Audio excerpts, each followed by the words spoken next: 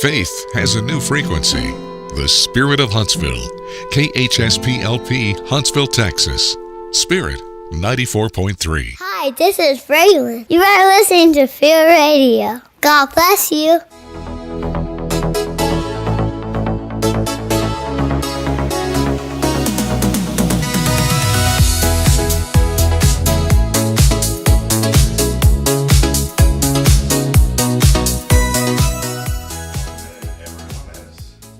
Rocking and rolling. Welcome in, everybody, as we get rolling today on a wonderful Wednesday. I don't even have the camera on it. There it is. There he is. Bill, turn to that one right there. There he is. Hey. The man with the plan, wearing Huntsville Hornet green. Doesn't get any better than that. Bill Daugette with us this morning. Bill, what's going on, man? You know, I'm doing great, Rob. How are you? Good. It's so easy when you're on here because, you know, I'm like, Bill, what's going on? And then boom, here we go. And I can go. I mean, I got to be here because I'm interviewing you, but you know, I could just let you take this over for the next month. Yeah. If you don't mind doing that, I need a break. You need a little break.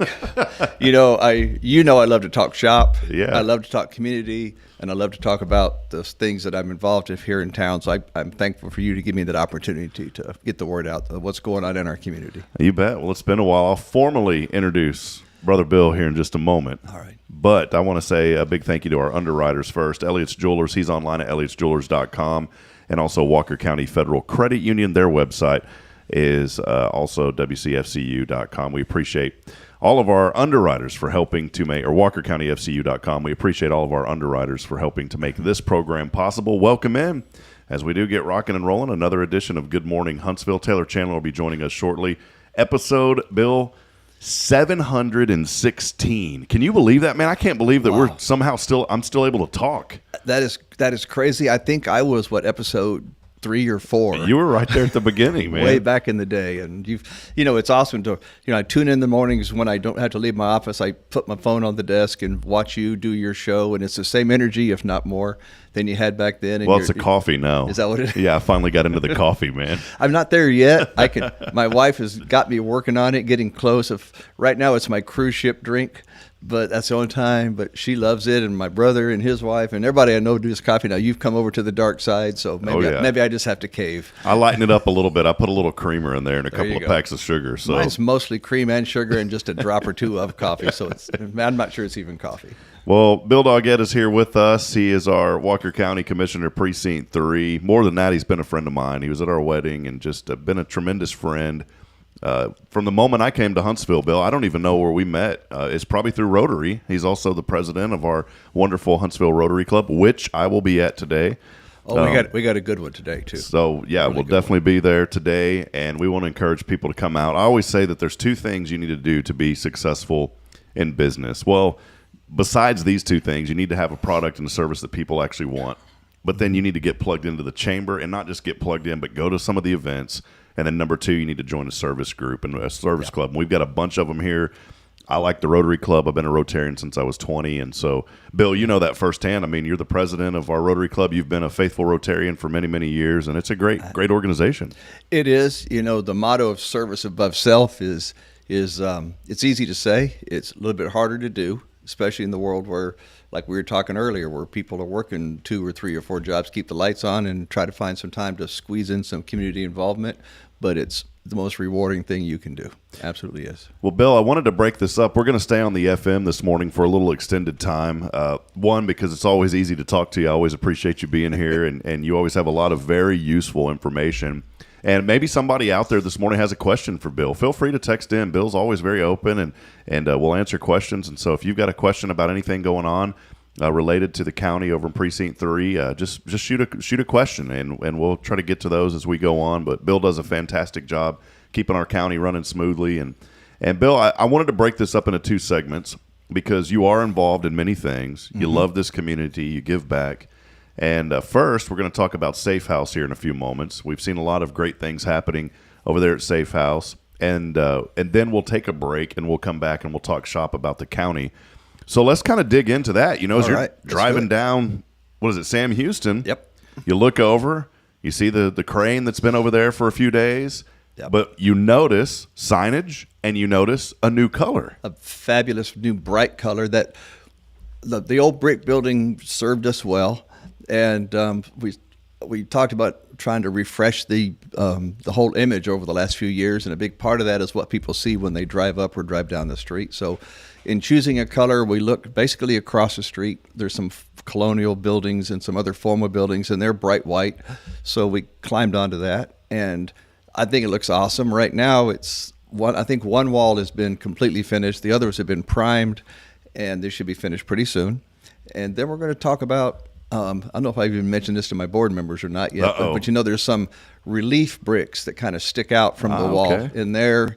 And to me, that's just begging to have somebody put a painting on it. And we have a guy here in town that does that kind of stuff. So right now it's a twinkle in my eye, but that's what I do. I just kind of twinkle eye and then figure out a way to make that happen. There's a wall right behind you, Bill, that I have contacted said person who is the mural king of Huntsville. There you go.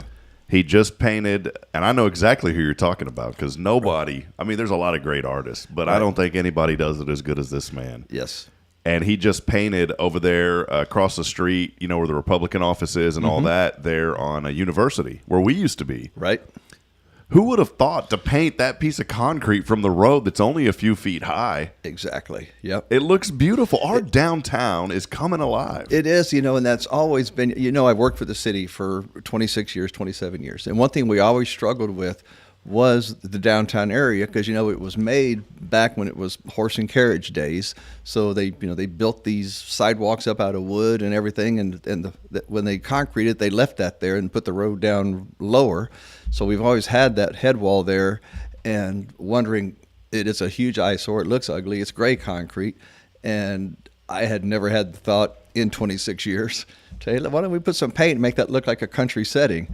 And now it looks like it's been there forever, and it looks awesome. It looks awesome. Well, it just complements, everything going on, especially the updates at Safe House. I know that's been in the works for quite some time, and appreciate Tracy and her leadership and the board there at Safe House. And for those that are listening, Safe House is such an important organization that is helping women who are going through domestic violence and assault, and it's a very important place.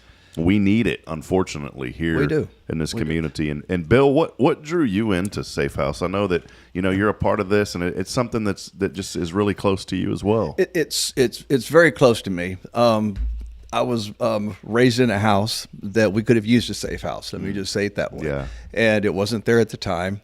And so when I got to town here in in the early to mid 80s, when we got here, we kind of found out who they were. And we would write them a check for their benefits and stuff like that. And they were very appreciative of it. And then later on, I was like, I can do more than write a check. I can show up and do whatever influence I have, whatever energy I have that I can give this organization. And I've learned so much since I've been a part of it. In a town, especially a college town, that there's youth out there and youth problems that go with that. But just the number of people that we touch. Last year, and Tracy probably talks about this when she's here, but last year we had over, I think it was 1,700 and something people came through our front door, either on their own or under the arm of a law enforcement officer that went to their house and took them out of a dangerous situation. 1,704 people, and mostly women. The kids that come with those women, for the most part, we have a couple of guys, but for the most part it's women and stuff like that. And how can you not want to be a part of helping these people who are going through the worst day of their life? They grabbed whatever they could grab at 2:00 in the morning when they finally summoned the courage to walk out the door and say, I'm willing to go not back to square one, but beyond square one, and just completely start over. So it was easy for me to say, how can I help? How can I help with that? And we got in there, and I got in at a kind of a tough time for them. They had gone through some administrative changes, having some financial issues, and folks here around town, to be honest, knew that Safe House was struggling a little bit. But we came in I got recruited by Terry Coleman to come over here and just help him out a little bit. Yeah. And like everything else I do, and my wife will vouch for this, I can't walk off into anything without all right, how can I be in charge of this? And she has to pull me back. But anyway, we got in there and found out there's a lot of troubles, and we needed the right person to do it. And let me tell you a story, and I may have told this on the radio here before. No, please. Swearing in January 1st, 3 years ago. I was on the courthouse square. I wasn't even getting sworn in. I was there for somebody else to be sworn in. I think it was, I forgot who it was. Anyway, the whole swearing in ceremony. And my wife and I are walking out, and Bob Stout and Tracy Stout were standing at the courthouse door. Well, my wife knows Bob because we have rental properties. And she goes to Walker County Harbor all the time. And he's like her angel. Whatever she says, he can go find it. And if everybody knows Bob, that's what Bob does. Oh, yeah. So anyway, and I knew Tracy a little bit from the Fair Association. We had dealt with her through the county and stuff like that, but nothing great. So walking past her, and Bob and Deb were talking, and I just started walking to my car to come home. And I'm not a hugely spiritual guy, but something touched me and said, go talk to Tracy. Yeah. And I went back to Tracy and I said, what are you doing these days? And she says, well, I just got fired being a grandma. And I was like, what? She's like, yeah, the grandbaby grew up enough. It's time for it to go to daycare. So, I'm just kind of hanging out. So I said, I'm looking for an executive director of the Safe House. How would you like to go from fired to hired? Exactly. So her first question was hilarious. She's like, what does it pay? And I was like, yeah, but I can't tell you how much. And so she came and did an interview, and we had gone through, so many people who said they could be the director of Safe House. Yeah. And we'd gone through so many, and several were qualified, but none just touched us, Yeah. And when we talked to Tracy, it was like when she left the room, we just kind of looked at each other like, well, we're done looking. This is the person. And she got in there and has brought in people, and Tracy's energy is just nonstop.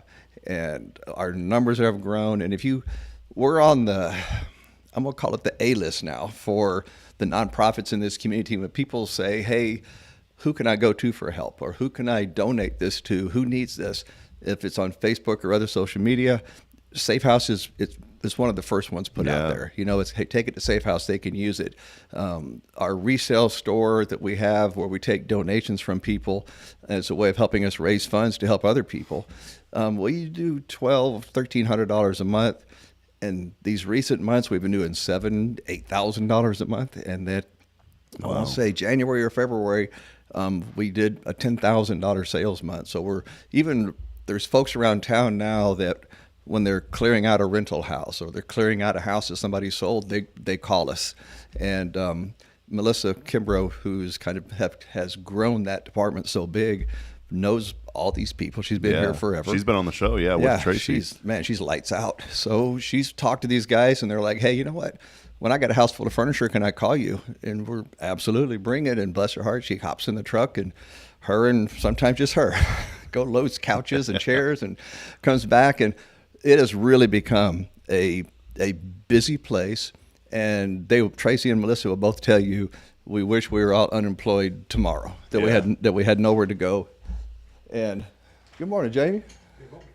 Jamie's hanging out. He comes in. I love when he brings good energy in here too, just like you, Bill. He does. Yeah. He built some racks for us over at Safe House. Nice. See, this all ties in. I love Huntsville. Everything comes full circle. That's what we do. That's exactly, and that's what we depend on in our community. We have a guy, Frank Novark, out of New Waverly. He's going to come up and build us a walk ramp. He called me a couple weeks ago, and he's like, "Hey, I saw a picture of your building. You got a terrible looking walkway. Can I come build you one?" I love that. Absolutely. So it's a part of our community. We wish it didn't have to be here, but it will always be here.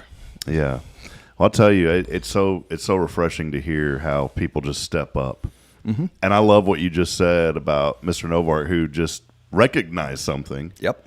And how many times, I'm guilty of this, how many times do I recognize something and don't do anything? Right. Boy, that looks bad, and drive right by. And just go by. And here's a gentleman that drove by and noticed something. Yep. And had the boldness and the courage not to put it down, but to say, "Hey, I can help with this." Yep. Who doesn't even know me personally? Wow. He's run for commissioner in Precinct 4 a couple times, so he's asked me questions back and forth on Messenger for the most part, and I've never seen the man face to face, but he thought enough of it and knew my name and knew I was associated with it and got a hold of me, and we're going down that road now. So that's just awesome. Yeah, that's great. I want that to be some encouragement to anybody that may be listening this morning. Maybe that's the message for today. I always try to find a message for the day, and I never know what it is until we start talking. But maybe that's the message for somebody out there today, that if there's something that's tugging at you, just like Bill with Safe House, and getting involved and getting Tracy involved. If there's something tugging at you, answer that.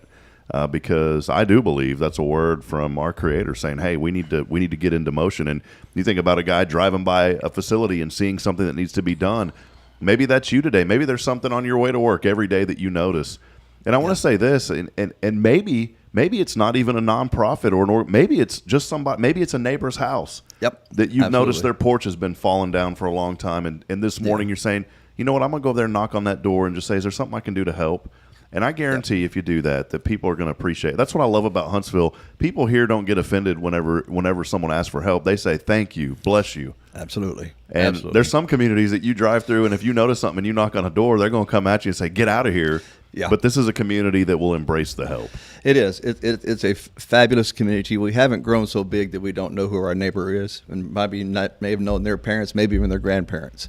And in fact, it was funny. We just hired a new Office of Emergency Management coordinator over here, Josh Mishraney. Yeah, I want to get Josh on sometime too. He is a fabulous young man, and we started talking. He's like, I think we've met before. And I was like, okay. And I see hundreds of faces, kind of like you, but I don't remember names. I'm like, kind of like me. I don't either. I love name tags. I wish I didn't invented them. I wish everybody had to wear one all day. Anyway, he said, so we started talking about his parents, and he says, here's my mom's name and my dad's name. And I said, man, I've known you then before you were born. I knew your mom and your father.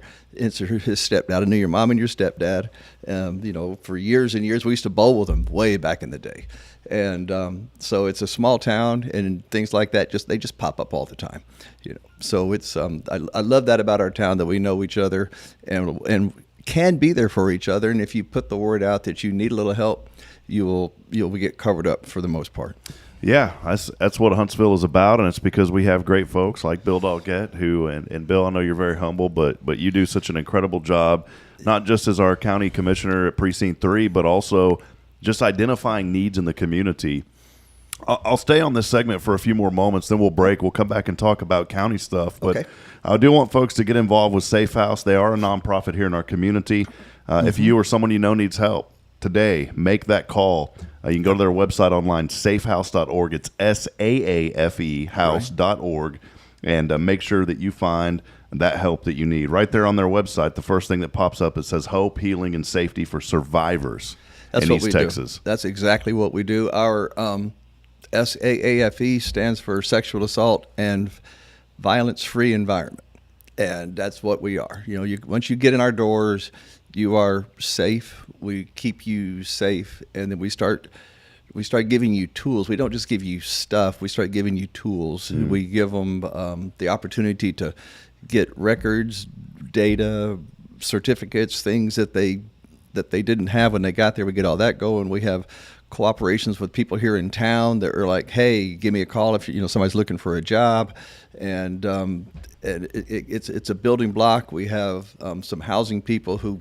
They don't keep places open for us, but if we call and there's one open and there's a list, they'll throw us in the front of the list because, like, hey, this person's looking to start over. And that's actually one of the projects we're working on, and it's kind of a dream of Tracy's that she's put out there, is this intermediate housing when they only stay in the shelter for a limited time. And we get asked that question a lot. How long, if someone comes to your shelter, to get to live there? We're like, no. Our number one goal is to tell these people, we're not a landing place. Mm-hmm. We're a place to come for your safety and get your life redirected, and then we're going to help you go. Well, if you don't got no place to go, it's tough. And a lot of times what we see, they go back to where they were from. And that's all they know. That's all they know. And statistics show it takes 7 or 8 times for a person to leave before they finally figure out. And those, when you go back after you left, especially if you've involved the authorities as a part of your leaving, going back can be a bad thing. It can be tough. So we're looking at trying to figure out a way to get some intermediate housing to where we can get them out of the shelter, get them into some place they can call their own, let them rent or rent free or very low rent for a few months, extend a little bit of time until they get something actually going, and then we can move them out. And I've actually been talking with Good Shepherd Mission. They're kind of looking at the same thing over there. They have a big plan for some little small houses. Yeah, Monty talked about that a while back. He's a fabulous guy. Monty's guy. Robinson. He's a fabulous guy. And so if they get theirs up and running, I'm never opposed to stealing a good idea. Yeah.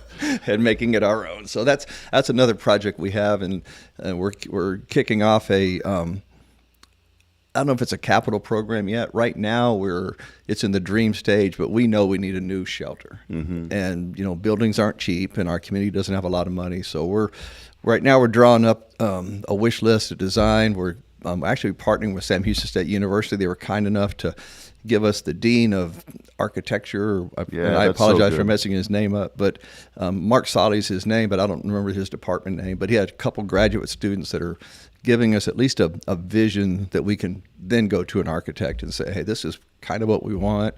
Can you get there? And then once we get our dream on a piece of paper and our direction going forward, then we're going to be kicking off a way to make it happen. Isn't that cool? You think about just the resources in this community, the resources that Safe House provides, and you mentioned the university, and they have so many avenues. Sarah Burchett over there, kind of helps direct a lot of that too for businesses and organizations that may have an idea. We've got some ideas here at the church, and the first thing that I thought of, is, of course, our congregation, but we want people to come into the church. I said, what a great way to partner then with Sam Houston State University. Right. So any projects and ideas, we're starting to utilize those departments. And I think that's so neat. Absolutely. We use they have interns that come for us and help us just the day-to-day business. They have, I think we're using some either graduate students or close to graduate counselors that come over, and because we can't afford to pay a counselor, psychologist salary either, and so they come over but you can afford to pay the intern. Dang right we can. So we're like, we love our interns. Yeah, amen. They keep the world turning for us over there, and we'd be hurting without them, and they're a huge part in it. It gives them a real world experience. Yeah, they need that experience. Yeah, you're sitting across from a table who had a horrible life and finally decided to go. She has to talk to somebody and figure out what go means, and come to terms with what has happened to her and her family, and understand that it's not her fault, and she's doing the best she can, and this is a brave decision that she's made, and there's people out here to help you go forward. Yeah. Well, Bill, I appreciate you. We'll take a break here in just a few moments. We're going to stay on the radio because I want to come back and talk about what's happening in Walker County. And again, a lot of folks are joining us on social, and maybe you're on Spirit Radio this morning. You can text us at 936-339-0139. Again, that number is 936-339-0139. Before we do take that break, and Taylor will be here in a few moments. That's why I was kind of extending this first time. I'd love for her to be able to sit in with us on the county discussion here when she gets here. But real quick, give us an update on Rotary, Bill. I know I'm kind of transitioning into that without breaking. But boy, we have a lot going on, and it has been such an exciting time at the Rotary Club. We're seeing growth and great projects, and so many things coming to light through the Rotary Club. We are. Rotary's it's 120 something years old now. Founded by Paul Harris in Chicago back, I think, in the early 1920s. Just met up and said, let's have a meeting and hang out. Yeah, business guys, and let's help the community. What can we do? So here in town, our club is 102 or 103 years old. We've been here a while. And we really about 5 years ago was when Karen came to us and said, I've got this idea. Karen Hewitt for this for a fundraiser, this Wine Quest event. And so we tried it, and it was a good first year, and we've been building ever since. And in fact, April the 11th, so a week from Saturday, is our Wine Quest event here at the Walker Education Center. Yeah, and you roped me back into something that you have been gracious to take over after I was sick. I said, "This is great. Bill has it." I thought about that when they asked me, "Do you have an MC?" I said, "I think somebody owes me a favor." Yeah. So and I thank you for that. It's a lot to ask somebody who's not used to it to say, "Hey, can you come talk?" And I used to be not very excited about standing in front of a microphone or talking, but once you start getting used to it, you do a great job at it. But if you're not used to it, it is tough. So when I called you, and I thank you for stepping up and doing that, it's going to be a fun event. Sure. And we use that money to fund our charitable events during the year. We do not charitable to the investment part, where we fund scholarships for graduating seniors. Last year we did 6 $1,000 scholarships, and then we also helped out 18 or 19 nonprofits in the area. And we're kind of... Don't gloss over that real quick. I want people to hear that 18 to 20 or so nonprofits. Right. That is a tremendous amount of support. It is, and nonprofits struggle in this community. There's people, I have the term fundraising fatigue, where as soon as I walk out of somebody's store, somebody's going to walk in behind me and say, hey, can you? And our local stores have been so good about helping, but I know it's hard on them financially because most of them are struggling too. So we've kind of working our way, whether consciously or not, to become kind of a nonprofit funding place where people can donate to Rotary through WineQuest or through different fundraisers, and let us vet the funds that we're taking in. Like the 18 or 19 that we helped out last year, they request an application and we send them application, and they send back in with their request for how much funding. But more important is, what are you going to use that funding for? It's not like, hey, we need $2,000, for general. We're like, what are you going to use it for? Old Herbert needs a new truck. Yeah. So we've painted buildings, we've bought computers, we've funded programs, and we weigh them on their merits because we can't fund everybody. We probably had 30 applicants last year. Yeah. And we wanted to be sure that the ones who needed it got enough to make an impact in their organization. So we gave away some pretty good reallocated. Let me say it that way. It wasn't ours to give away. Reallocated money that people put to us with the faith that we would take care of it and send it to the people who need it. And we did that. And I think that part of it is a growth part of Rotary that I'm pretty excited about. That, in fact, I've got an idea that I may visit with you off radio here to see if you think it has an idea that might go forward. We'll see. Love it. Yeah.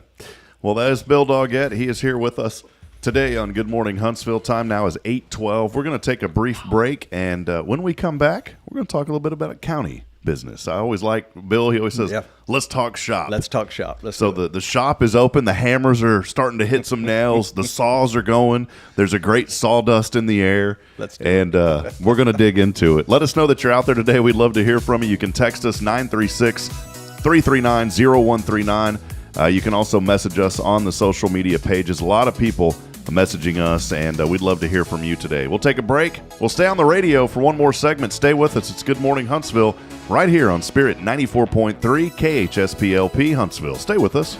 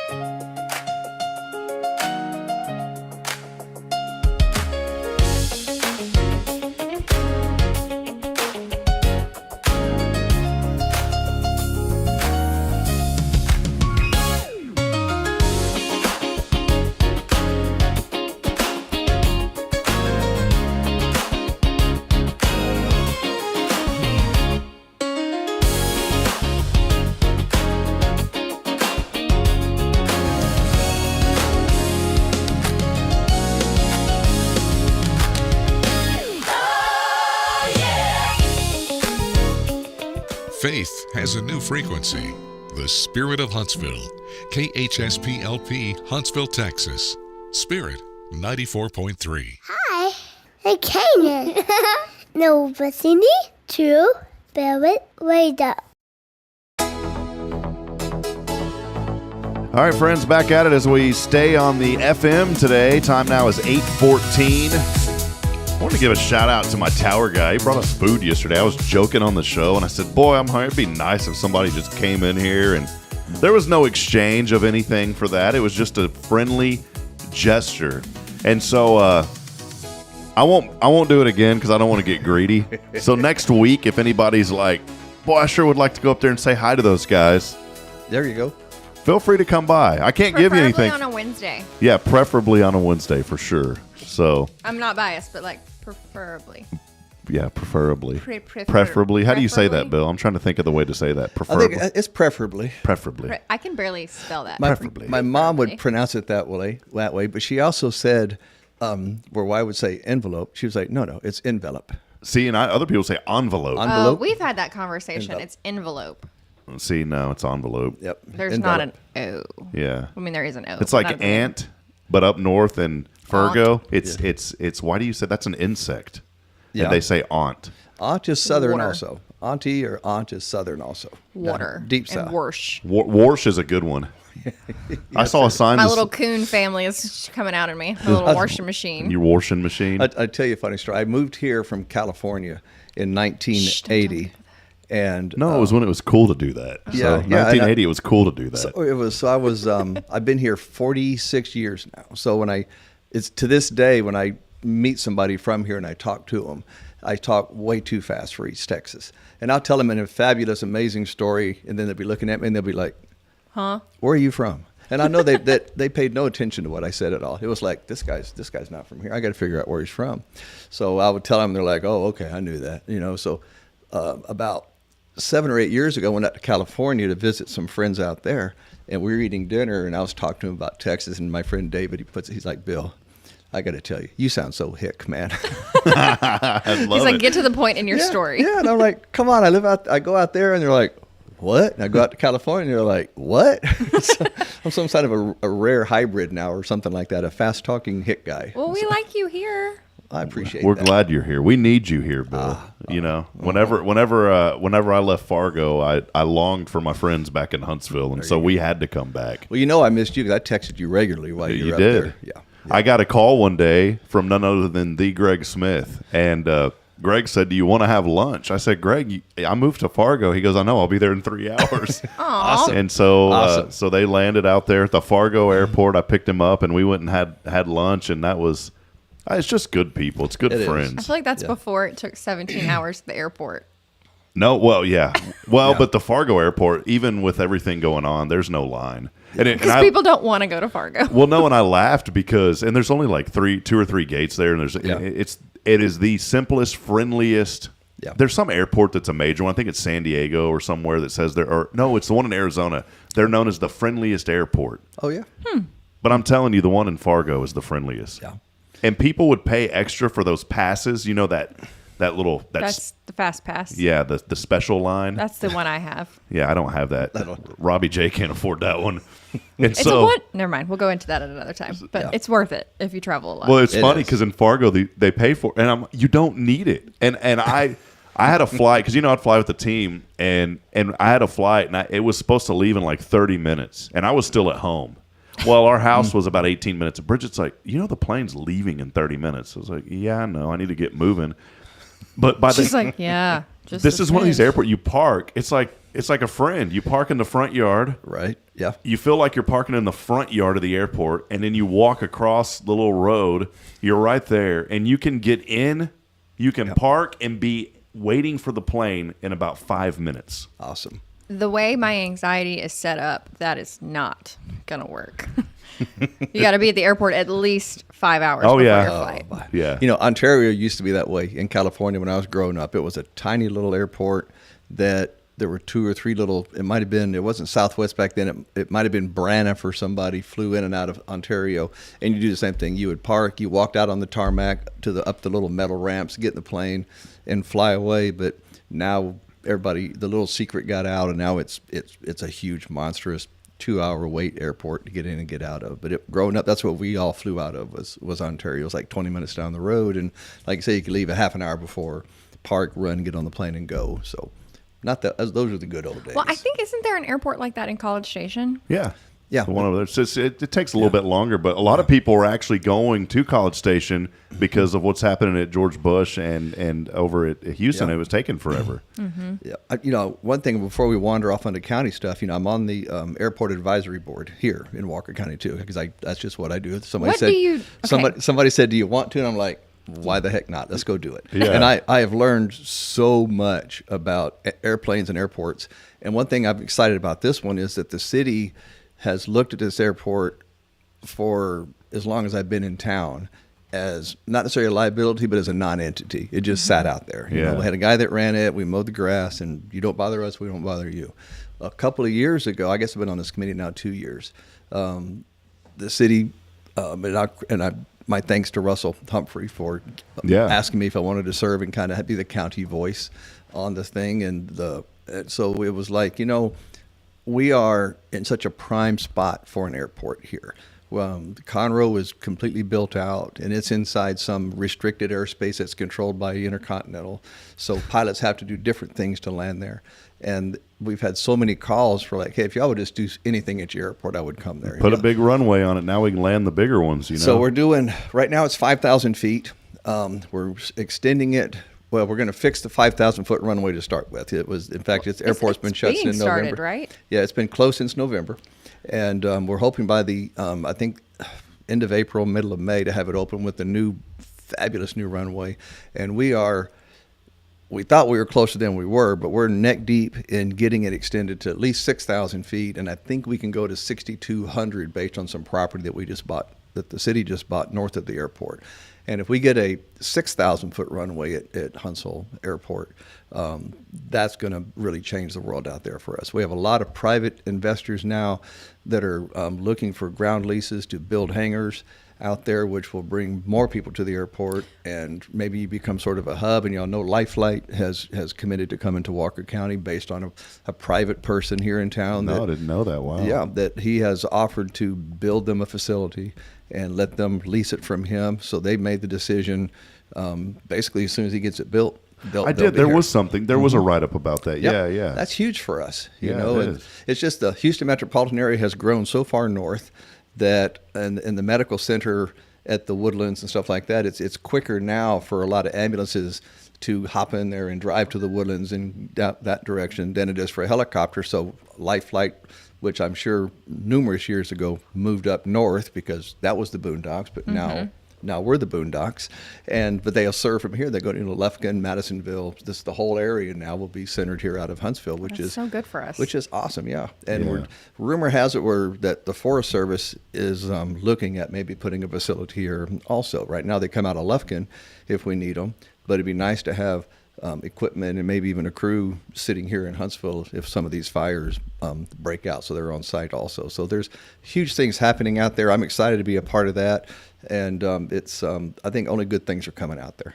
I think about as the community grows, the culture's key, and Huntsville has done such a great job preserving the culture. And I think that we're not just in a prime location, obviously, for the growth, but I think we're in a prime position to keep the culture as this community grows. I've been here for 5 years, minus an 8-month, reprieve, but I have not noticed from the day that I got here 5 years ago that same friendliness and that same interaction that you have with people hasn't changed. In my hometown, it changed in 5 years dramatically. Here, it is not. And I think there's just something about this community that makes it so special. And as we lead into the discussion on Walker County, I think it is not just Huntsville, but we think about Friends in New Waverly, and we think of the smaller communities throughout Walker County. Yep. Bill, as our county commissioner, Precinct 3, I mean, you're seeing a lot going on through the county.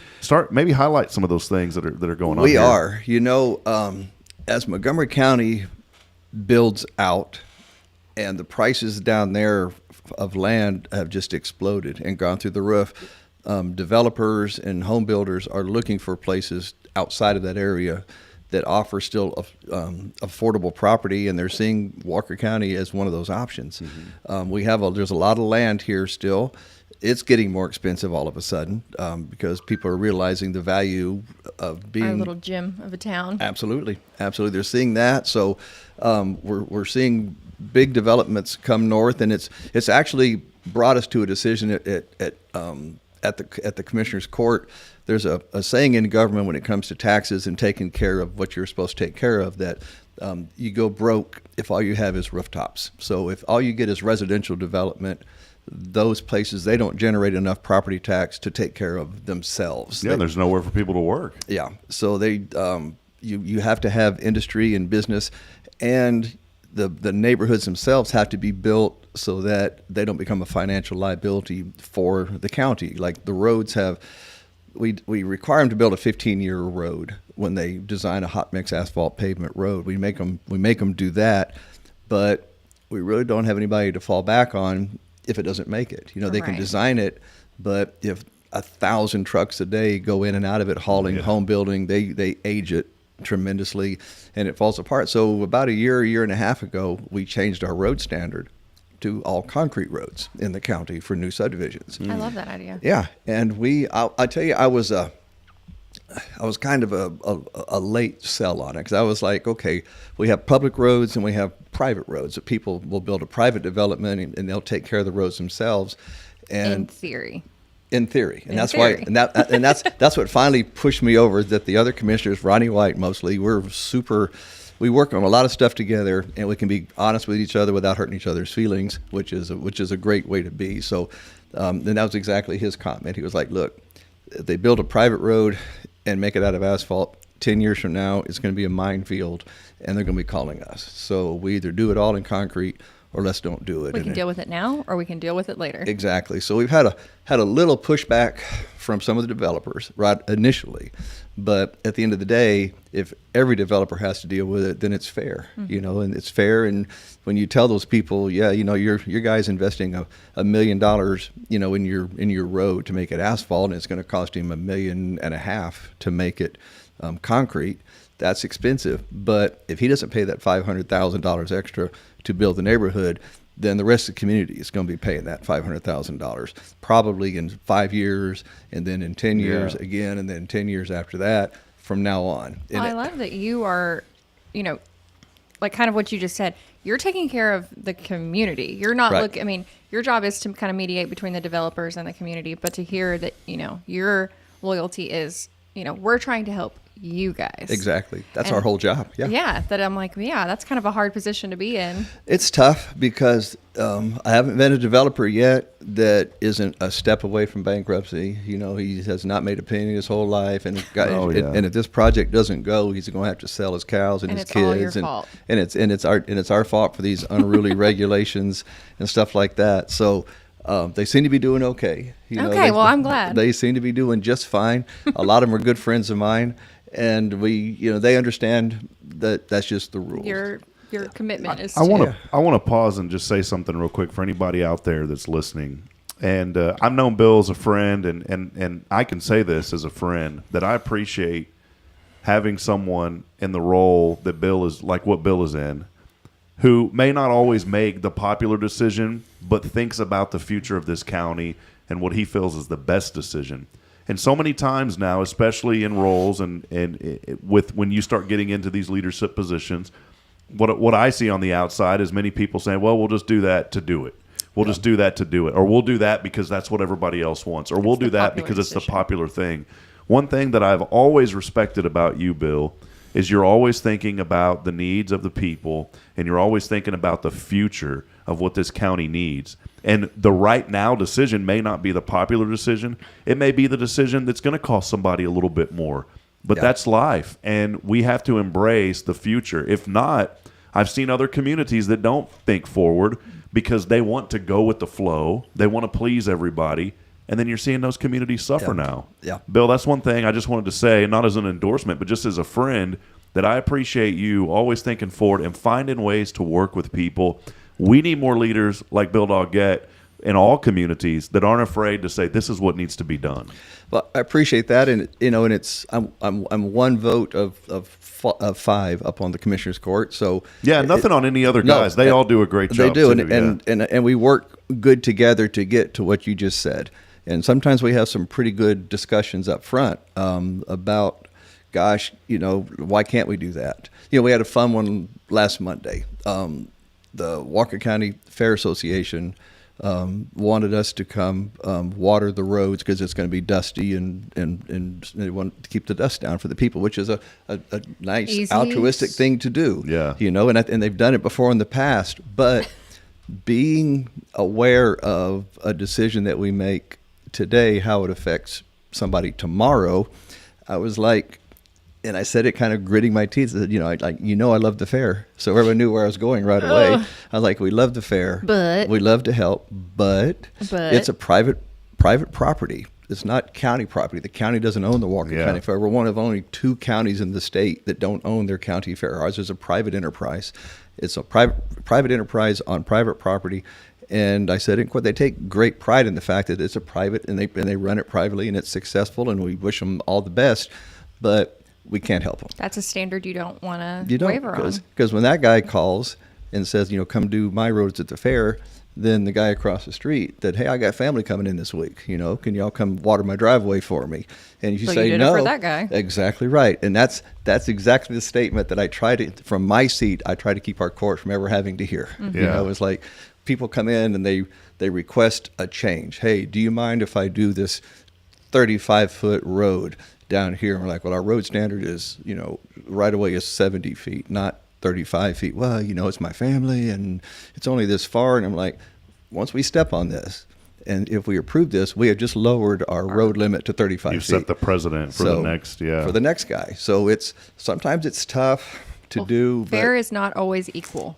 Exactly. And sometimes trying to do fair and equal is not exactly fun. Yeah, I'm glad you get to be the bad guy. Yeah, every now and I'm then like, oh gosh, that sounds great. So I love that for you. I'm kind of picturing it in the banking world now. You're like, you want to give everybody everything. Like, you know what? Yeah. Just go buy that car. Just do like Oprah. Here's a car. You get a car. You get a car. But you have to look at it. You have standards that you go by. Yeah.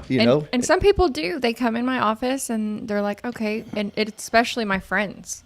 Like that's the ones that are hard. That it's like I can't, because at the end of the day, like this comes back on me. Absolutely. And if I make an exception for you and you tell somebody, Absolutely. those are the ones that hurt. And then I get the sweet text messages a little bit later about how much they really appreciate our friendship and just See, times have changed. It's not like back when I was in high school and you cruised to the McDonald's line and you're like, hey, can I get a hookup? And back then you got the hookup. You don't get the hookup too much anymore because we got to think about the next for $3. person. In today's world, if you're getting the McDonald's hookup, the guy behind you has a video camera. Mm-hmm. He's like, watch, he didn't pay for that. Yeah. And you know who that is, don't you? And you know who that is, don't you? And then here's his license plate, and here's where he works. And you just go down that road. So, but to kind of circle back to the county, we know the growth is coming, and not even coming anymore. It's here, and we're getting inquisitions from industries and businesses. This new Walker County Economic Development Corporation with Stephanie Smith and that we've created, and really credit to our judge Colt Christian and Krista Miliano and some others that kind of went together and put that together. I think that's an opportunity for our county to grow even better. The fact that it's on the private side, they can have conversations that we can't have at the county. We can't talk to them about a piece of property or, hey, go look over here and this guy might deal with you. We can't do that. The transparency is. It is, yeah. Well, and this group is an advocate for what they feel is best for the county. Then they take those ideas and present them to you. Yeah, and they bring them to us. And in fact, there's a board meeting Thursday, and they talk about the number of I guess I call them looky-loos, the number of people who have sent out, hey, we're looking for this. We need a 100,000 square foot warehouse ready to go next Wednesday in front of a major highway close to an airport. And there's certain boxes we can check. And if you check all of them, you can send it back and say, hey, put us on the short list. Let's talk. And you go through, I wouldn't be surprised. When I was at the city, we did economic development over there. And you might go through 500 of those before somebody finally visits your town and says, hey, yeah, I want to be here, and that's the guy you get, because they send those things out, nationwide. They don't really care where they're going. They want the best deal. So, you mean they don't say, "Oh, this little map dot in Huntsville, Texas, is where I'm feeling it"? That's where that statue guy is. I want to build close to that. That's a landmark. We don't get that. It's going to cost me $8 a year to be in Walker County, or $750 a year to be in Madison County. I'm going to $750. Yeah. So that's what you got to deal with. But this organization, they're coming up on their first year, and really about the last 100 days, maybe 120 days, if they've really kind of got a good head of steam up going and stuff like that. So I'm wishing them the best. I'm wishing them success, because success for them means success for Walker County and everybody here, and that's what I'm all about. Well, we were just talking, before we went on, and I don't say it in a negative way, but a lot of people that I know in this area work multiple jobs, or they have a side hustle, not because they want to, but because they have to. And I basically work 3 full-time jobs, and I'm not complaining. I'm thankful for the privilege to do that. Yep. But that's because we don't have the vitality financially that a lot of communities that are growing do have. And it's important I don't want to struggle financially. I don't want my family to struggle financially. I don't want my children to struggle financially. And so what do? I work, and I work tremendously hard, and all of us do. Many of us do. And so we need more industry to come to this community that will bring in more jobs. And we have great partners with the university, with TDC. Those are the first 2 that always come to mind. Right. But we need more private business that says, I want to invest in Huntsville, and you guys are helping to prepare that roadway for that. We lose the workforce to that south. Going south. Yeah. Going like south. Just south. Yeah, we do. And 2 points on that. One of the criteria that the Economic Development Corporation uses is the salary structure, what Walker County needs. If it's a whole bunch of minimum wage jobs, we got those. We got a boatload of those. And in our businesses in town, especially like our restaurants, they struggle because of that. Take a family of 4 out to dinner, you're going to bust $100 bill. Oh yeah. If you take them out. So that's difficult, and that's one nice thing that we don't have the time at the county to do it. They don't have time at the city, and Sam Houston, they know it's good for the community, so we've all kind of came on board as founding members. Let these people vet those jobs and vet those organizations, and let the ones that aren't appealing to Walker County, let those go. Just to get somebody here, to have somebody here is not what we don't need businesses to fail. We don't. Here. You need to coin a phrase. We need a few belching smokestacks. We need something that's building something that has support industries that go to that industry, and things that grow. And that's what this group is looking for. Something that's foundation here. It was neat. You were talking about the airport. Again, Bill Daugette joining us, Walker County Commissioner, Precinct 3. We'll wrap up here in just a few moments, Bill. But you were talking about something earlier about the airport. And I saw this firsthand in my community. Now, we were in a different area because of Austin and that, and I'm not saying that in a negative way, but there was no stopping that. And when that came, the culture came. I'm not saying it's a terrible thing. It's just, it's different now. But what we saw is when that airport extended their runway back in the mid-'90s, all of a sudden, now you were having these larger private jets that were able to land. And then that started spurring. In fact, Michael Dell and Bill Gates, I lived in the neighborhood near the airport. And it was always funny because people would move there and complain about the planes. Well, you knew that the airport was here. Yeah. I mean, I was in the runway route, so it was cool. I'd look in the backyard, and when I bought my little house, and I enjoyed watching the planes turn around. We were one of the busiest municipal airports in the nation. I mean, there was hundreds of flights. I'm not talking tens. We're talking 100 to 200 flights a day that would land at that little airport there in Georgetown as it grew. People move here and they're like, "Oh my gosh, the college kids can't drive." I'm like, "What? You didn't know there was college kids here?" But it was neat because you had people like Bill Gates and Michael Dell that chose to fly out of Georgetown before they built an Austin Executive Airport, which is off the toll road. But those guys would come to Georgetown, and you'd see a caravan of cars that would pick them up. Well, that lengthening of the runway started to spur more industry. And all of a sudden, we started to see this industrial area. And now as I go back home to visit, I'm like, man, I don't even recognize it. But it's brought really good, high-paying jobs for people that can support their families. And I think of a friend of mine, Martin Salyer, who was my Sunday school teacher, who has grown his little control business. He develops control panels. He's grown that business from 5-6 people to now over 150 to 200 employees, a major warehouse right off I-35. And he said it's because of the investment that the city and the county made years ago that is now helping him. And he's a very humble man, and he still has his same culture and attitude, and nothing about him has changed, except now he has a business that's able to pay living wages. Nice. Yeah. And support families, which is goal. Incredible. Yeah. So it's cool. That is nice. So, and circle back on our second point, talking about we're losing people, Montgomery County as far as jobs and stuff like that. We lack a couple of things in Walker County. One is for Sam Houston State University, we lack a lot of spouse jobs, whether it's the wife works here or the husband works here. The other one, if they're not in education, we don't have that up here. So that needs to be addressed and fixed, and that goes back to the nice high-paying industry jobs. And then we at the county are just getting clobbered salary-wise as far as being able to keep up with not just Montgomery County, but Harris County. I guess it's been about a year ago, Harris County and the Harris County Sheriff's officers, they went together and they gave everybody a monstrous raise. I mean, right. a huge raise. Well, Montgomery County looked at that and said, okay, we can't match that, but we're going to say that we can get 95% of that, and then the 5% is the standard of living that you get in Montgomery County versus right. Harris County. So they're like, we can get within 95% of that. Well, to them, that was like an immediate $10,000 a year raise for entry-level people when they were already paying $5,000 a year more than we're paying here. So as soon as they announced that $10,000, Everybody here's going, no. we have lost. Yeah, that same day, I got a call from our chief deputy, and he's like, man, I lost 3 today. And I was like, we can't keep them. He's like, we can't compete. You can't compete. Yeah, he's like, it's 18 miles down the road in Montgomery County to be a constable or a deputy sheriff, and you get a $15,000 a year pay raise. Which $15,000 here in Walker County, I mean, is almost half of a. It is a 2 household or 2. That's life-changing It is. money for It's people. huge money. Yeah. So they left.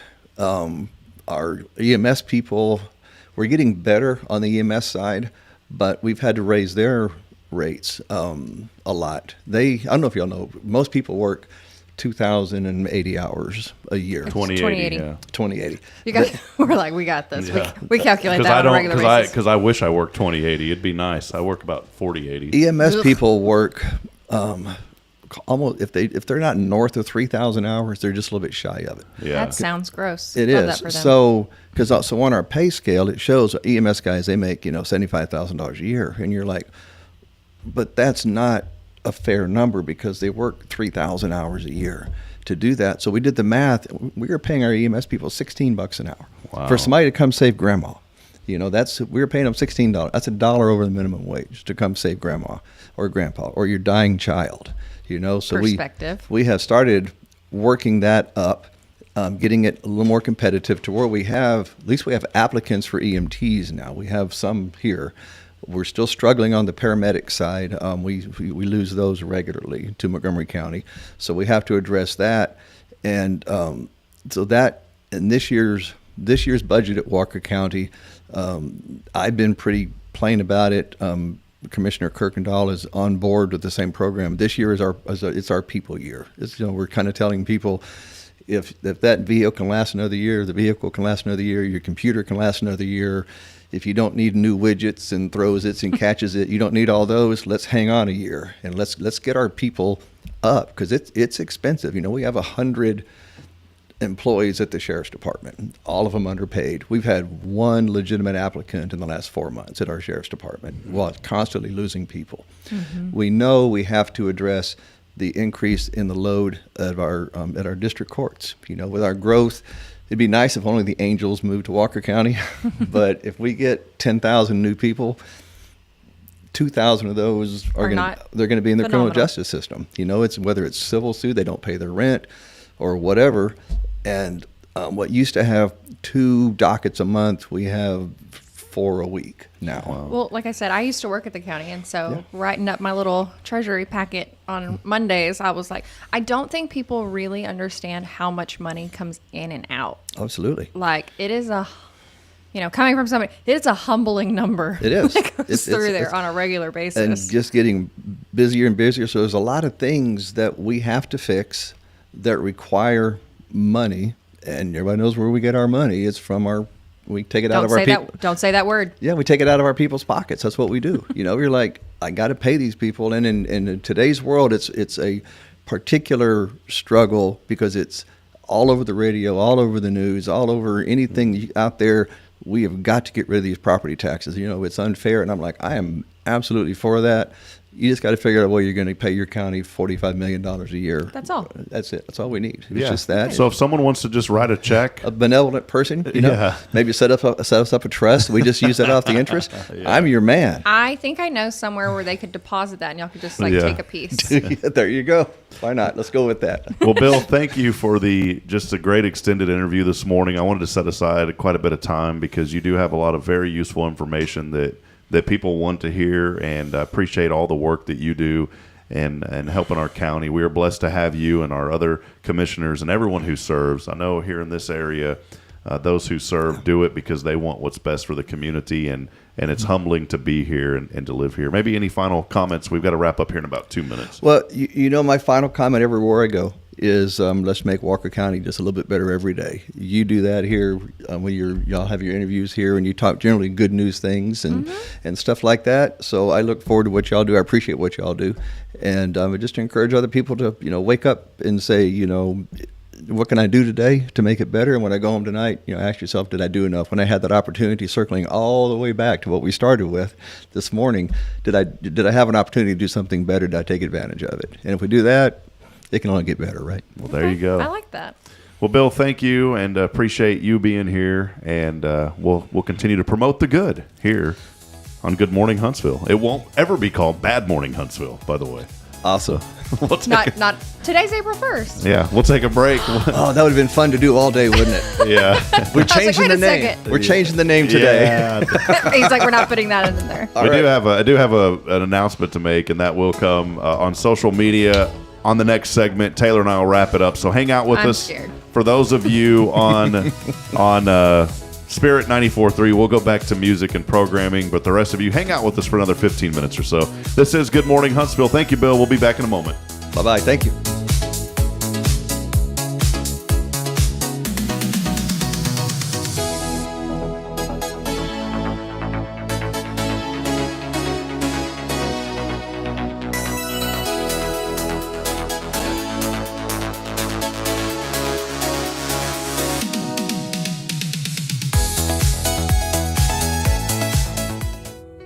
Since 2010, the Oak Ridge Disciple House has helped men break free from addiction, not with quick fixes, but lasting change through Jesus Christ. They've celebrated 167 graduates at Oak Ridge and 138 more at Interfaith with an 80% success rate. That's compared to just 5% in most secular programs. The fact is, Jesus works. And now, celebrating 15 years, they're building their third house in Tennessee and just launched a women's program, Restoration Ranch in Texas. It's all for God's glory. And here's the heart of it. They never turn anyone away for lack of money. In fact, 95% of families receive scholarships. As one person put it, don't talk about it, be about it. Every penny counts. Donate today at oakridgedisciplehouse.com and help change a life forever. The Oak Ridge Disciple House. Online at oakridgedisciplehouse.com. Real recovery, real hope.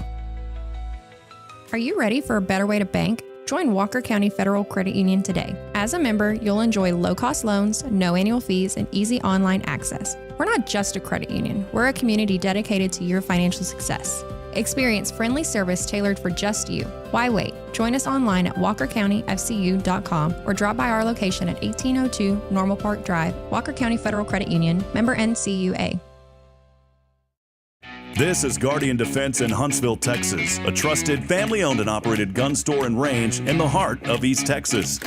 Guardian Defense is your one-stop destination for Texas LTC, NRA basic pistol and rifle courses, pistol refresher training, as well as a wide selection of quality firearms and ammunition. At Guardian Defense, empowerment is within reach through their Texas DPS-approved license to carry classes. Certified instructors will guide you through every facet of firearm safety, conflict resolution, and the pertinent legal aspects. Book now to become proficient and responsible in handling a firearm with complete confidence. For the eager learners, the fundamentals of pistol and rifle usage await discovery in their comprehensive 8-hour NRA basic courses. You're invited to connect with Guardian Defense on Facebook and Instagram, or give them a call at 936-293-0364. You can also visit them online at guardiandefensellc.com. Guardian Defense, your reliable partner in mastering firearm safety and acquiring quality firearms in the heart of Texas.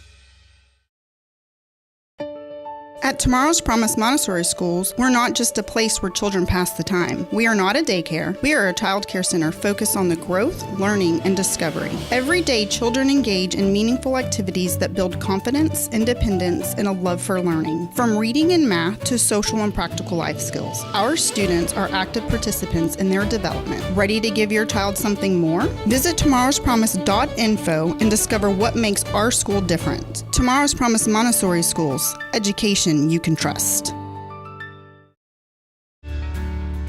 Hi, I'm Billy Cawthon, manager of Sam Houston Memorial Funeral Home. We know times of loss are tough, and you need a place to feel comfortable and cared for. At Sam Houston Memorial Funeral Home, we pride ourselves on being with you during those really tough days. You can rest assured that we will be on your side and by your side every step of the way. Thank you for your trust. Sam Houston Memorial Funeral Home, supporting families every day, every step. Hey friend, Rob Hipp here for Elliott's Jewelers. The new year is here, and what a better way to start out the new year than celebrating the moments that matter the most. And you can do that with Elliott's Jewelers here in Huntsville. Whether it's an engagement, an anniversary, a birthday, or maybe just a fresh start, Elliott hand selects every diamond, and he creates meaningful pieces that are designed just for you. There's no crowded showroom, no pressure, just personal attention and jewelry that tells your story. So again, start the new year with something timeless. It's Elliott's Jewelers here in Huntsville by appointment only. Book online at elliotsjewelers.com. The Oak Ridge Disciple House is a faith-based 501c3 nonprofit Christian character building ministry helping men 18 and older who are suffering from drug and alcohol addictions. If you or someone you know needs help, there is light at the end of the tunnel, and that light can be found through the Oak Ridge Disciple House. For more information, visit oakridgedisciplehouse.com. Hey friends, this is Rob Hipp, and I'm here to talk about a true expert in the real estate world. Let me introduce you to my good friend, Terry Coleman of the Coleman Realty Group. With 33 years in the business, I've dedicated my life to making your real estate dreams come true. Specializing in residential properties, I serve Walker and Montgomery counties, from Spring to Trinity and areas all around. They call her your next door agent, and here's why. I'm not just here to help you find a home or lease a property. I'm here to build lifelong relationships. Whether it's residential or commercial, farm or ranch listings, there's something for everyone. Now you might wonder, what sets Terry apart from other real estate agents? Well, it's simple. She goes above and beyond for her clients, like the time she surprised a family from California with a fully decorated Christmas tree and gifts when they returned from closing. You shouldn't have to compromise on the joys of home during life-changing moments. So, if you're ready to make your real estate dreams come true, here's what you need to do. Visit my website at myrealtorterry.com and let's make those dreams a reality. That's Terry Coleman, your expert in all things real estate.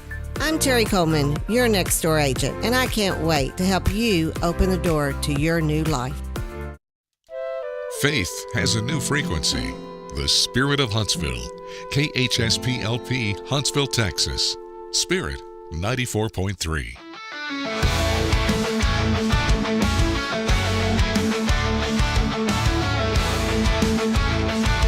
All right, friends, back at it as we keep you entertained for the next 15 minutes or so. Taylor Chandler, TC. The TC. The TC. Welcome in, TC. Hi. I like saying that. What's up, TC? What up, what up? What's new up in the hood, TC? What's going on? That's like... I got nothing. I have no idea. My kid was rapping at the table last night. There you go. That's and what I I'm was talking like, about. man, her and Rob could just... Throw it down with surround sound, 7.1 channels. Hey, did you see my bling? You went by the National Day of Prayer booth. I did. Did you see the Spirit 94.3? I did. Nice. That's what drew me in. I was like, I know these folks. And I was I like, know these people. I know them. Well, I feel kind of bad because we were talking about all these things and how great Huntsville is and like how... I probably shouldn't mention this because I haven't told anybody. But, we were talking about like, well, my wife and family, of course, knows. But we were talking about how great Huntsville is and like, oh, we're never going to move and all that stuff. And, man, it's kind of hard. we have made the decision to move in the next couple of months. I can't do it. It's April Fool's. We're not leaving.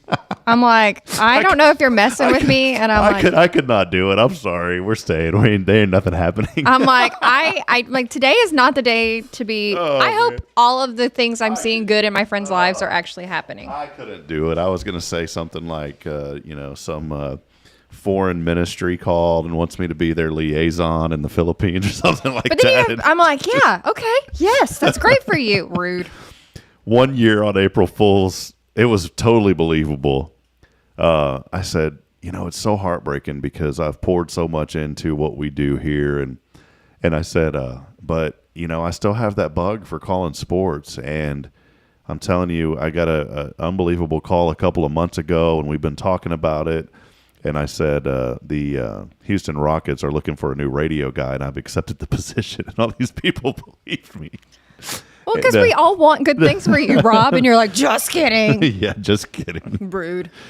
We have good things here. We are so blessed to be here in Huntsville.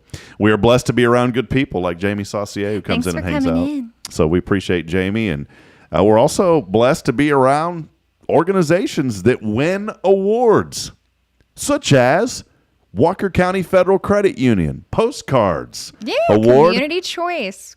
Is that what it is? Yeah, there's so many of them going on right now. So funny. You told me that. So congratulations. By the way, Walker County Federal Credit Union, the winner as the Community Choice Awards, Best Credit Union, or financial. Ooh, that's even better. Financial institution across the board. Across the board. Tick, tick, tick, tick, tick. So today, if you've been hearing Walker County Federal Credit Union on this show for eons, which you have because they've been with us since almost day one, you need to go by there and set up an account today because now they have that coveted award. So congratulations, Taylor. Thank you. I had somebody come in yesterday. I did all of it. No, I'm just kidding. What kind of thing? Thank you. I'm excited. I'm just having multiple conversations because you said something and I was like, oh, I didn't know. And then 2 seconds after that, Matt texted and was like, look at the award. And I'm like, oh, I just learned that. Went through the award winners earlier. They have them listed. I was thinking about doing like an award thing like that here, but I just didn't want to because we had so many. No, I wanted to do something through Hello Huntsville, but there was already something going on, and I just didn't want to do it. And I'm glad that Postcards is doing it though. They have the resources to do it, and it's great. I mean, Karen and them, they do such a wonderful job and a great way to promote local business. I want to encourage people to support our local businesses. They need us now more than ever. That's okay. It's okay. When 7 Brew opens, everybody's going to go. I'm going to go. All right. But I'm still going to go to Thipthies. I went to Sipsy's yesterday. I just like to go because the name Thipthies. Thipthies. Slaskies. You ever eat at Slaskies? Austin. Slaskies. What is it called? Austin something. Did you ever have braces? Of course. Oh, dude, I had bars right here because my jaw was crooked. I had braces for like 4 years. I was jacked up. How old were you? I think I got them in 8th grade. Oh, great. See, and here I we go. had them until... Must be nice. Yeah, because I had them when I was like 28. Hey, guys. And I want to have them again. So my teeth first have shifted. That's all good. Don't worry about it. Well... You don't need them. April Fools. April Fools you do. You need them bad. No, I'm just kidding. Jeez. No, so I feel like it looks weird that I have 2 Starbucks cups. That was pretty funny. So I have a question for you. You're trying to eat healthy? What is that green stuff? It's matcha. So I'm going to pick your brain. I am a parent. If my kid wants to try something, try it. Whatever you want. Not whatever you want, because there's some things that are just so expensive that I can't do it. So as a dad, I would love to be able to say whatever you want. Okay, well. With boundaries. Okay, I will agree with that. I let my kid pretty much try whatever she wants. So this morning it was a iced matcha with lavender cold foam. That sounds like something that you bathe with. Yeah. Well, shocker. She didn't like it. So now I'm drinking it. And I am like, where is so this we didn't like, but Oysters Rockefeller, the kid will go to town on. So like she has definitely got a palate where I'm like, okay, I'm open to you trying things because she does like them. But then I'm like, I just spent $6 on a coffee that you don't like. And I'm like, where is the line when it comes to supporting the machine. And I'm not going to throw it away. I'm going to drink it. I hate it. I'm so upset that I have to drink this, but I'm not going to waste it. It looks disgusting. It's like some vegetarian. It does. It looks like green slime. I was going to say it looks like some pollen thing, like, matcha. I don't really know what matcha is. Matcha mucha out of your wallet is what it is. But the lavender cold foam is quite tasty. When I hear the word lavender, I think immediately of like bathing because of lavender soap. Mm-hmm. Anything that has the name of and see, this is where big corporations could call that junky gobbledygook. Oh, and everybody would buy it because that brand is so well respected. See, but here's like a normal iced brown sugar shaken espresso. What was that? This is delicious. No, I mean, price wise. So this was $6. This was probably $7. My whole order today was $19.11. And so those two drinks right there are more than someone makes in an hour. Thanks, Rob. Yeah, it was. Think about it. Never mind. Like whenever you go out to eat, Bill brought up something. Family of 4, it's hard to stay under 100. I do it yummy. Mm-hmm. It's only like $60. Lainey and I went to dinner last night. I had crawfish. Spent $100. Where did y'all go out to eat the crawfish? Mm-hmm. Where at? Big East. Were they playing the Zydeco? No. Every time I eat crawfish, I want to hear Zydeco music in the background. I'm like, I will say our Nods does that, and I have a video of her as a baby dancing to the Zydeco music. Yeah. Eating crawfish. But I feel like it's a treat. We're not one of those families that eats out all the time. I try to cook at home, mostly because I'm such a picky eater right now. Everything is high protein, low fat, except for these. But so crawfish is pretty much all protein. I'm at the heaviest I've been in like 2 years right now. I'm not happy about that. 241.2 this morning. 0.2. I was at 228 just a while back. I was doing good. What are you doing to change that? I'm tired.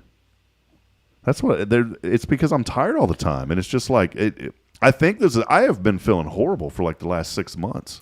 So I think that's what it is. It's been heavy on my heart these days. Is I feel like I'm in a pruning season of life where like I'm having to be very intentional in choosing what I'm committing my time to, because I feel like everything is a time sucker right now. Mm-hmm. Like investing in all these things, and I'm like, okay, I need to just tear. And I'm having to get up things that I really enjoy just because it doesn't fit the goal and the priority of what I want. And I don't like that. It's part of life.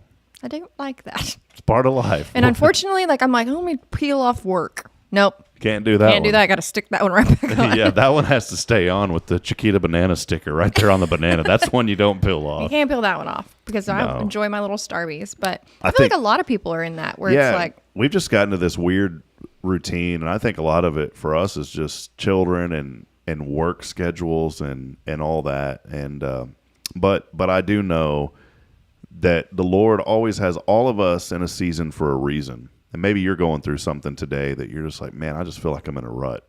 And I don't mean it negatively, but I feel like I'm in this weird rut. Mm-hmm. And here's the cool part of that we can allow the Lord to take the reins and get us out of that rut. And it may not happen tomorrow, it may not happen for the next week or the next year, but he's going to steer you out of it. And you just have to remain in faith. That's one thing that I've learned is through faith that all things are possible through Christ. And that's the one thing that keeps me going, despite the circumstance. I will try my hardest to not become a victim of the circumstance, because that's right where the enemy wants us to be. And I want to encourage people today to don't be a victim of the circumstance, to know that there are better days ahead, and all you got to do is keep fighting a good fight. And we're blessed. I mean, last night I was able to go down to Cold Spring, and I've got 2 young men that are helping me with the broadcast, and I'm so thankful. And football is working out great. I've got a former coach from New Waverly that's going to be my analyst. Coach Easton Andrade is going to help me with those broadcasts. He's a pro. Like, didn't even know it. He sat in one game with me last year. He was a coach, and he stepped down in the community where he was at. He moved from New Waverly to another community where he was coaching, and now he's back in the area. And he messaged me, though, last year. He's like, hey, it's our bye week. You care if I come up in the booth with you? I was like, no, dude, come on. He used to be the OC at New Waverly. And I was like, this guy was made for this stuff. And he was like, put me in, coach, as the coach. I was like, put him in. And yeah, I got what you're saying. It's like, that was funny. So I saw him at a New Waverly baseball game on Friday, and I was like, hey, man, do you want to do the football games with me like all the time next year? And he's like, count me in. That is so cool. Yeah, I'm excited about that. So there's somebody out. Just get out today and just ask somebody something and start the ball on something that you've needed to be doing. And I don't know, like I said, it's been a weird season for me, but reaching out to people, and if you are feeling envious in your soul of what other people have, I have learned that the majority of those people that you're feeling envious about will help you reach the goals that you're looking for. Like, I have a girl that I don't want to say the word coveted, but that I have really looked up to, that working dogs, that I'm like, God, I'll never be like that. And finally one day I was like, I'm just going to ask her, hey, will you help me?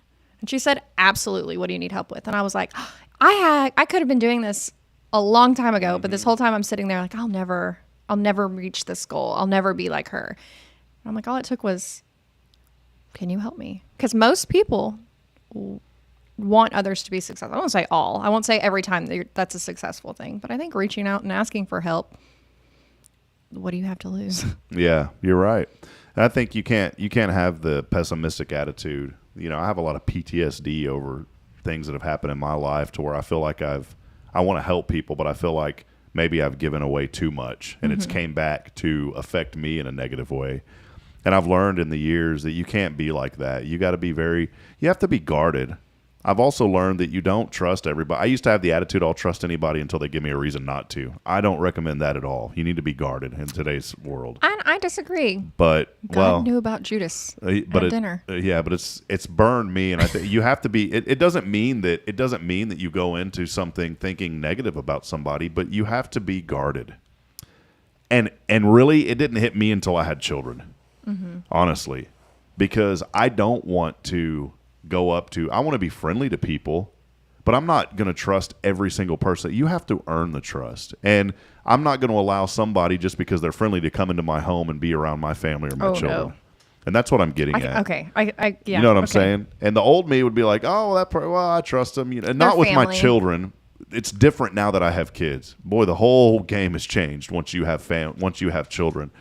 But I used to just be like, oh, well, this person seems nice. I'm going to bring them into my store and let them see everything.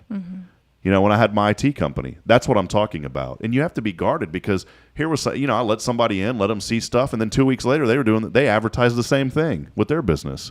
Just like my sports broadcasting business. You know, I've let people in to see how we do things, and then I turn around and 6 months later, here's a guy back in the same area doing the same thing and calling on schools that we broadcast for. Ouch. And so that's what I'm getting at is you have to be protected. And I've talked about it this week. You have to be protective. But you also have to trust the Lord that he's going to guide you and pray about things first and know that the Holy Spirit, that God has a plan, and you'll feel that through the power of his Holy Spirit of what you should or shouldn't do. And don't quit on a bad day. If you're thinking about quitting something, wait till you're having a really good day. And think to yourself, am I willing to give this up? Because I feel like it's so easy to give up on things when things are hard and tough and oh yeah. Like, don't.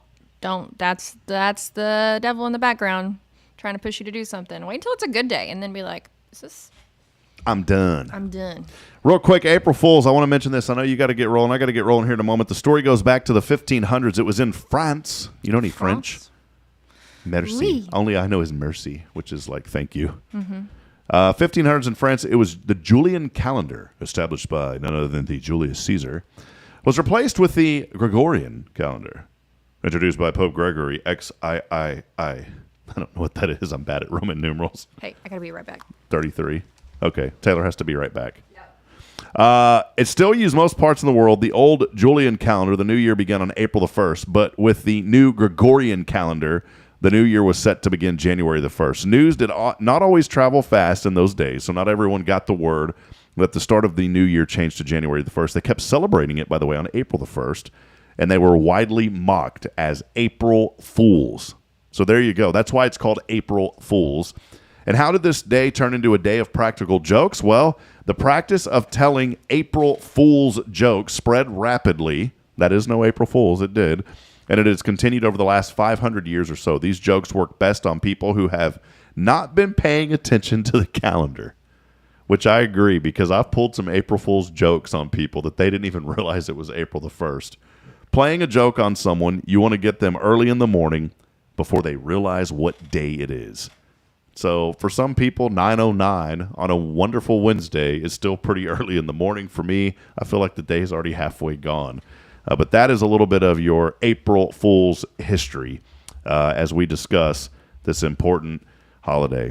Hey, I'll take a very quick break. Taylor and I will wrap it up when we come back. Stay with us as we do wrap up. We've got just one last thing to talk about. And as always, our wonderful Wednesday is brought to you by Walker County Federal Credit Union. We'll take a brief break. We'll be back in a moment. Stay with us. It's Good Morning Huntsville.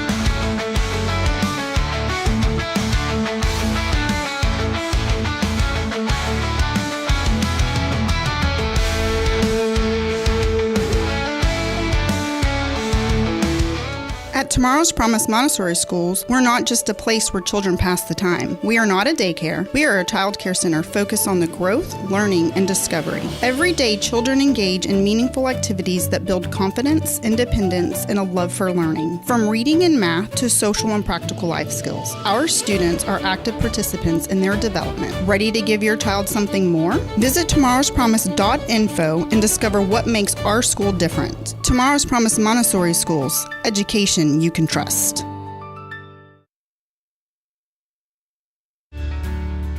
Hi, I'm Billy Cawthon, manager of Sam Houston Memorial Funeral Home. We know times of loss are tough, and you need a place to feel comfortable and cared for. At Sam Houston Memorial Funeral Home, we pride ourselves on being with you during those really tough days. You can rest assured that we will be on your side and by your side every step of the way. Thank you for your trust. Sam Houston Memorial Funeral Home, supporting families every day, every step. Friends, Rob Hipp, Media and Community Outreach Minister here at First Baptist Church, Huntsville. Let me ask you, when's the last time you felt real hope? Maybe it's been a while since you've been to church, or maybe you've never felt connected to a church at all. Well, friends, that's okay. Here at First Baptist, we're a harbor of hope, and we welcome everyone just as they are. We have programs throughout the week for all ages to come together, ask questions, grow in faith, and find the hope that only Jesus Christ can bring. Whether you're looking for a fresh start or a community to call home, we'd love for you to join us. Come experience something real. For more information, visit fbchuntsville.org. First Baptist Church, Huntsville, a harbor of hope. In this harbor of hope, we are safe inside. Hey friend, Rob Hipp here for Elliott's Jewelers. The new year is here, and what a better way to start out the new year than celebrating the moments that matter the most. And you can do that with Elliott's Jewelers here in Huntsville. Whether it's an engagement, an anniversary, a birthday, or maybe just a fresh start, Elliott hand selects every diamond, and he creates meaningful pieces that are designed just for you. There's no crowded showroom, no pressure, just personal attention and jewelry that tells your story. So again, start the new year with something timeless. It's Elliott's Jewelers here in Huntsville by appointment only. Book online at elliotsjewelers.com. Are you ready for a better way to bank? Join Walker County Federal Credit Union today. As a member, you'll enjoy low-cost loans, no annual fees, and easy online access. We're not just a credit union. We're a community dedicated to your financial success. Experience friendly service tailored for just you. Why wait? Join us online at walkercountyfcu.com or drop by our location at 1802 Normal Park Drive, Walker County Federal Credit Union, member NCUA. All right, friends, back at it as we wrap it up. Wrap it up here on Rappin' Reggie. Rappin' Reggie. I said Robbie J a while ago. I don't know why, because What's your middle name? G. I meant to say Robbie G, but I said Robbie J because Hunts Vegas Jeep guy is Robbie J, and I said and he was watching. He said Robbie J with the question mark earlier. So Robbie Jeep guy. Oh, you were. I love what Kyle said real quick. We were talking about the Fargo Airport. Well, I want to wrap up here in 2 seconds. He said Fargo Airport, one TSA agent. He also does the rental cars and baggage. So there you go. Ha ha ha. Kyle's so funny. Well, Taylor, give us a final rundown. What's going on at the Cred, and what can people do today to be cool by going to the Cred? Walker County Federal Credit Union. Come see us. We got a lot of good things. I had a couple come in yesterday that was opening an account that was super sweet, that are moving here. It's funny that, like, as you know, the timing of everything, you know, they're moving here, they're trying to get away from the big city, and they're like, I don't know where to bank, and Google. It's a better way to bank. It's a better way to bank over at the where I work. I like that. I'm just having a day. It's going to be a great day. April Fools. April Fools. No, it really is going to be a good day. What that looks like, I don't know. But yeah, as we are having so many people moving here, and I'm so thankful for all of the great reviews and all of the great recommendations, and it's a good time right now. Like, work is a good season for me. And I think I speak for quite a few of my coworkers. Like, we are having good things. Like, good things are happening. Like, we're having large deposits. We're having a pretty regular book. So we have to keep our books, our loan to asset has to be pretty even. I mean, we're staying on top of it, and it really is just because this community has so many great things going. And then the flip of that is we were just talking about that this is so many people are struggling at the same time. Yeah. That, you know, we're here to make that easier. We're here to make this season easier and to work through. What are you looking at? I was looking to see where the little Jesus went. I think you took it. That's awesome. Yeah. Sorry, I got squirreled. I was like, we can't both be doing this, because I'm like, what are we looking at? I'm listening. I was like, where did it go? It's just, you know, we're here to make life a little bit easier. We're here to unexpected expenses. We're here to help with that. We're here to lower your car rate, credit card consolidation debt. Like, we understand. We can see what we can do. And if we can't do anything, like, you know, you're doing the best, and sometimes that's okay too. You just got to do a pulse check on your finances. It's tax season. Also, great. April 15th. Not an April Fool's. Not an April Fool's, real life. Get it done. Your CPA will really appreciate you. Like, we won our little community awards. That was kind of cool. I love that. A lot going on. A lot going on. Lots of good things. Well, Taylor, thank you for hanging out today. Thanks to Bill Daugette. Thank you to Walker County Federal Credit Union, your full-service community credit union serving Walker County since 1957. Next week, what are you bringing me? Peace and happiness. That's not a birthday present. Next Wednesday's your birthday? Yes. Sorry. I don't ever talk about myself, and you told me that I need to once in a while, so I'm doing it. Okay, so next Wednesday is my birthday. birthday. I will bring you a matcha lavender. Do not bring that, because I'll get sick at my stomach if you bring that to me. Don't do that. It tastes like grass. Yeah, no. I don't know what matcha is, but I feel like it's a grass. I feel like it's gross, is what it is. I feel like maybe I don't order it anymore. Yeah. Maybe I tell my kid. Perfect. No. Well, I will be on standby next Wednesday, April the 8th. What is your favorite dessert? Cheesecake. Okay, I'm not getting you cheesecake. April Fools. I'll get you a cheesecake. Perfect. All right. Load up this table with cheesecakes, by the way. Just one slice of cheesecake, Yeah. because you were just also complaining that you gained weight. Have you ever had a surprise birthday party? I did for my 30th. Never had one. Till next Wednesday. Yeah. All right. Surprise. There's no surprise. Yeah. Hey, well, that'll wrap it up. Hey, we love you, Huntsville. Thanks for hanging out. Big thank you to Taylor and our friends at Walker County Federal Credit Union, your choice of financial institution, the top Community. dog. Top dog. Financial institution. That's what's up. Yeah, that's Thank you, straight up. Huntsville. Straight Walker up what's County. up. Thank you. We'll wrap it up. We'll be back at it. Join us for lunch break, 11:30, and then we'll be back tomorrow morning also at 7:30 as we continue promoting and celebrating the good in Huntsville. For Taylor Chandler, I'm Rob Hipp, reminding you this morning that we're not strong enough alone to make it on our own. We need each other. So please provide a word of encouragement. Lend a hand of support. I promise. Look, you get that lend. Lend. Like Walker County like Federal. lending. Like lending. I got you. Lend a hand You're of so support. pretty. And go by Walker County Federal Credit Union and let them lend you something. Till next time, good morning. Smile. Yeah, God bless. We'll see you guys. See you, Taylor.